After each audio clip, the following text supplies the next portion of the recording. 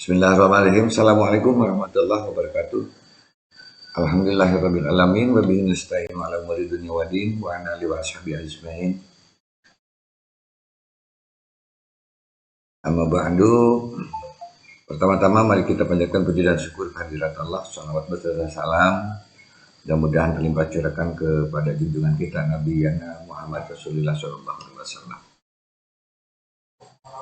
Baik, Bapak Ibu, untuk kali ini mohon maaf saya akan mencoba mengajar sama-sama belajar dalam pembelajaran fikih bab 1 yaitu tentang taharah. Sebelumnya kita mari berdoa dulu.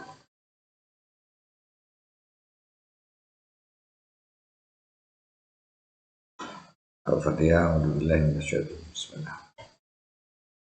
Alhamdulillah, mudah-mudahan doa kita dikabulkan Allah dan segala sesuatu yang akan kita rencanakan bisa berjalan secara lancar.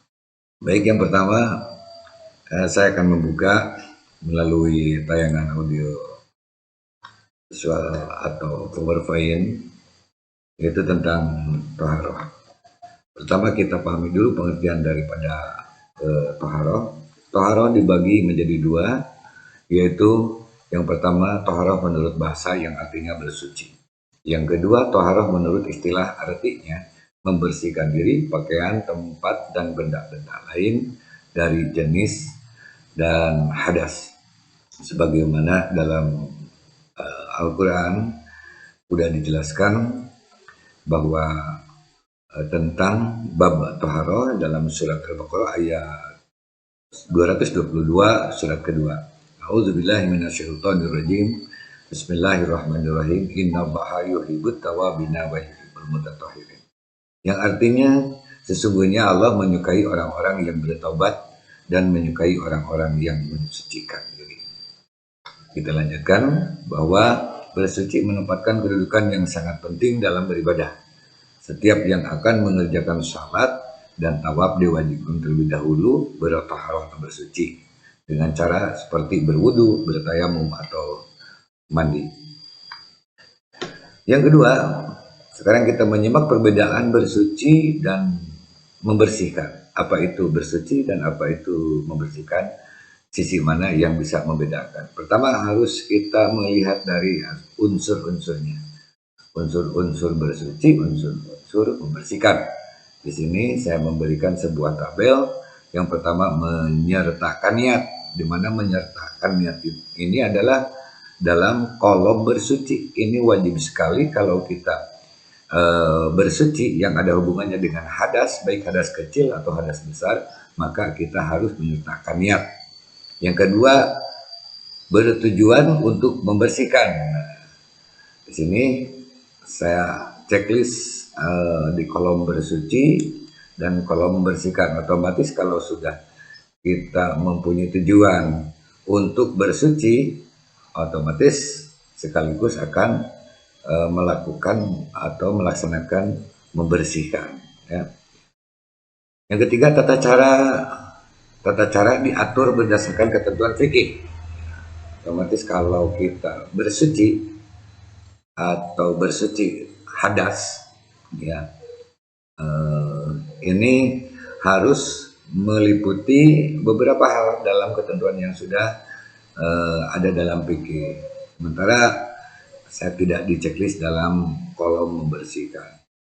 Yang keempat mengikuti pola hidup sehat. Ya, otomatis secara langsung ketika kita bersuci sekaligus di sini membersihkan, kita mengikuti atau melaksanakan pola kehidupan kita yang sehat, bersih atau suci dalam pikiran, hati dan pikiran juga bersih, jiwa dan raga kita dari baik badan atau pakaian atau sekitar lingkungan kita. Nah, itu mungkin yang dianggap perbedaan antara bersuci dan membersihkan. Nah, selanjutnya ada sifat-sifat atau bersuci terbagi ke dalam dua bagian menurut fikih. Ya, yang pertama bersuci lahiriah. Bersuci lahiriah atau dengan kata lain hisiah, yaitu meliputi kegiatan bersuci dari najis dan hadas. Contohnya membersihkan badan, tempat tinggal, dan lingkungan dari segala bentuk kotoran atau najis. Nah, maka bersuci ini tergolong ke dalam dua bagian. Bersuci dari najis adalah berusaha untuk membersihkan segala bentuk kotoran yang melekat pada badan atau yang tempatinya. Cara membersihkannya adalah sesuai dengan bentuk dan najis kotoran yang dihilangkan, seperti dibasuh menggunakan air yang besar sampai hilang rasa, baunya, juga warnanya. Yang kedua, bersuci dari hadas. Adapun menghilangkan tata cara pengertiannya adalah menghilangkan atau membersihkan hadas dengan cara berwudu.